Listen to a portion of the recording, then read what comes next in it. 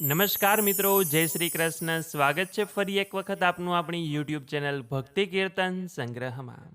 મિત્રો, આજે આપણે પુરુષોત્તમ માસ મહાત્મય કથાનો 5મો અધ્યાય સાંભળીશું અને તેની એક વાર્તા પણ સાંભળીશું કે જેનું નામ છે વગર દીકરે વહુની વાર્તા.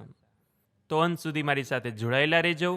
પુરુષોત્તમ માસ નિમિત્તે કોમેન્ટ સેક્શનમાં એક વખત જય શ્રી કૃષ્ણ લખજો.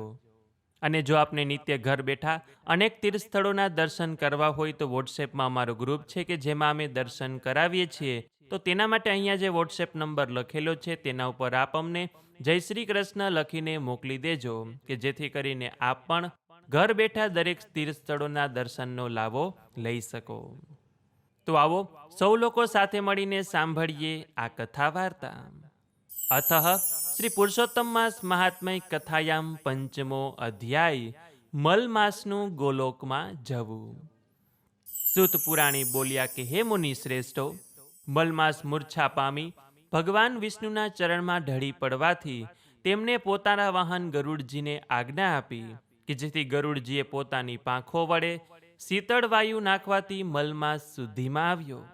દુઃખથી ઘેરાયેલ મલમાસને ભૂલાઈ ગયેલું દુઃખ તાજું થયું છે. આમાંથી સ્વસ્થ થતા મલમાસે વિનયસહ વિષ્ણુ ભગવાનને કહ્યું કે આવા જીવન કરતાં તો હું મૃત્યુને વધુ પસંદ કરું છું. આ સાંભળી વિષ્ણુ ભગવાન મલમાસ પાસે જઈ તેના મસ્તક પર હાથ મૂકીને કહ્યું કે આ બધું ભૂલી જઈને તું શાંત થા. મારી સાથે ગોલોક ચાલ કે જ્યાં ભગવાન શ્રી કૃષ્ણ બિરાજે છે. તે શ્યામ વર્ણવાળા, મોરલી ધારણ કરનાર, લાલ કમળ જેવા નેત્રવાળા, પૂર્ણચંદ્રમાં જેવું પ્રકાશમાન મુખ અને પીળું પીતાંબર ધારણ કરનાર છે. છાતીમાં શ્રીવત્સનું ચિહ્ન ધરાવનાર, રત્નોના સિંહાસન પર બિરાજમાન, પાર્ષદોથી ચોપાસ ઘેરાયેલા એવા શ્રી કૃષ્ણ એ જ શ્રી પુરુષોત્તમ ભગવાન છે. તે સર્વના આધારરૂપ છે, નિષ્પૃહ તથા નિર્વિકાર છે, પરિપૂર્ણ છે, પ્રકૃતિથી પર છે, સર્વના નિયંતા છે, સર્વના પ્રભુ છે. માટે તું મારી સાથે ગોલોક ચાલ. આ ગોલોક યોગીઓને પણ દુર્લભ છે અને અજ્ઞાનરૂપ અંધકારનો નાશ કરી જ્ઞાન માર્ગનો પ્રકાશ પાથરે છે. ત્રણેય લોક કરતાં સુંદર છે અને આ ગોલોક શાશ્વત સનાતન કાયમ રહેનાર છે. એની લંબાઈ પહોળાઈ 3 કરોડ યોજનની છે.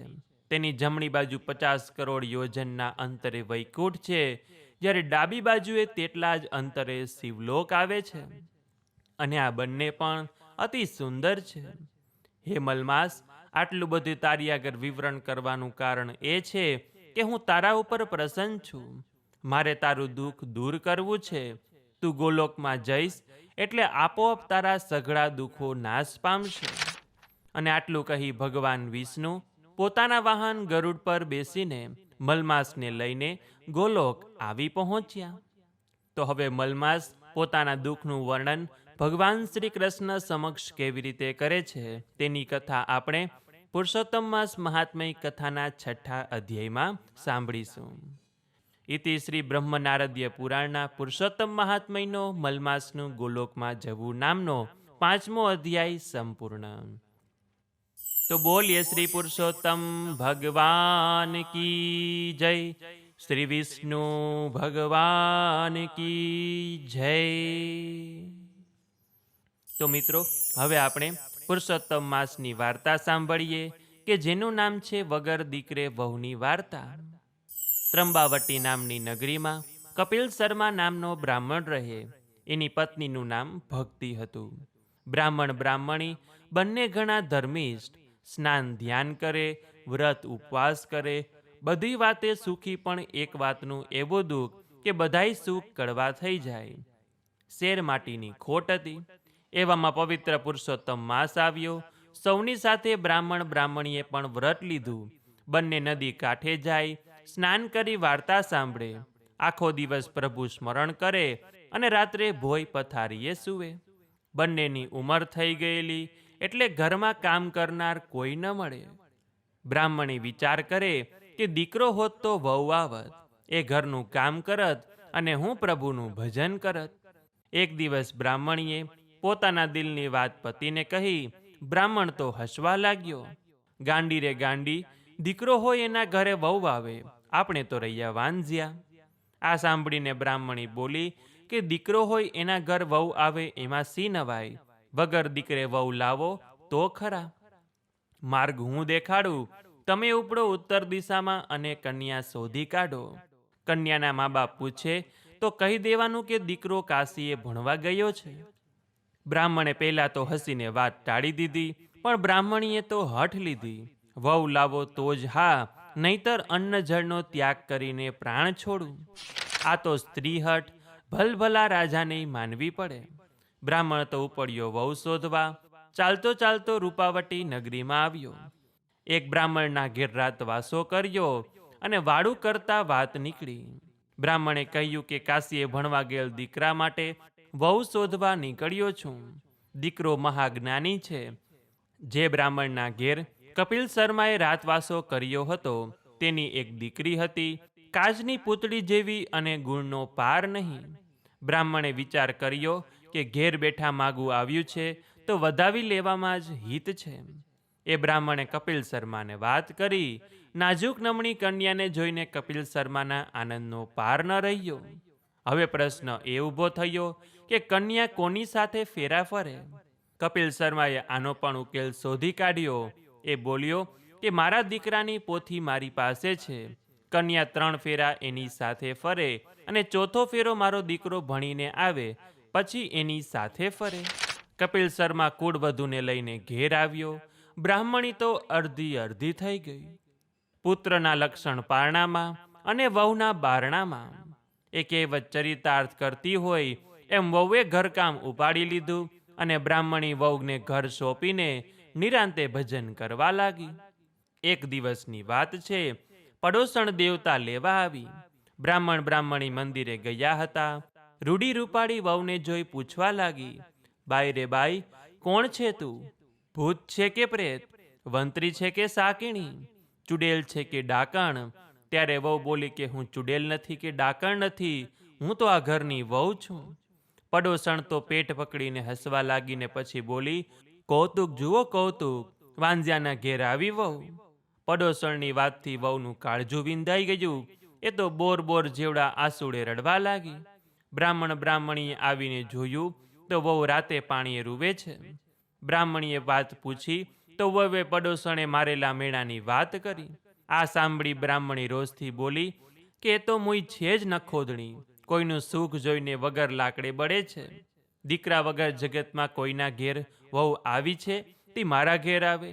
હું કાંઈ એવી ગાંડી ઘેલી છું કે મારો દીકરો તો કાશીએ ભણવા ગયો છે, કાલે પાછો આવશે, ત્યાં સુધી તું ખા પી, પહેરો ઓઢો અને લે આ સાતે ઓરડાની કુંચી.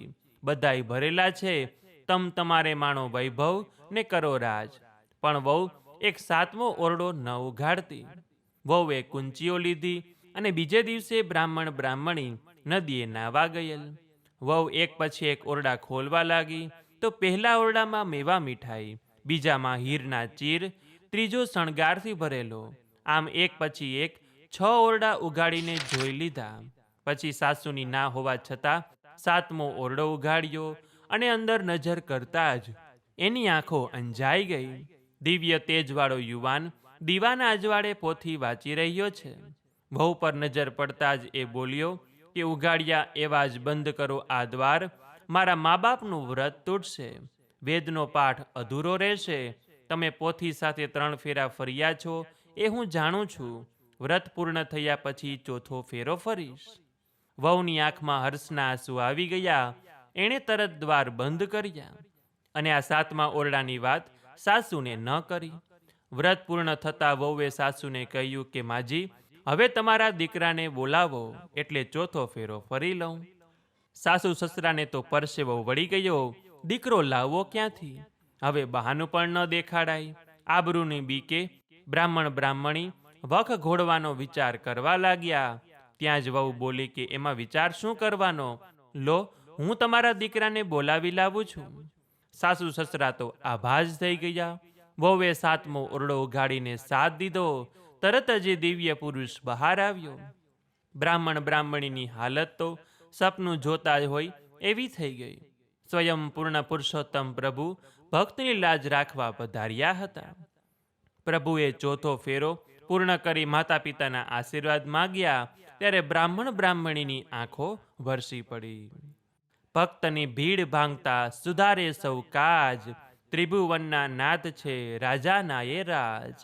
ગજને છોડાવવા ગરુડે થયા સવાર, પુરુષોત્તમ પ્રભુ રાખે સદાય જાતી લાજ.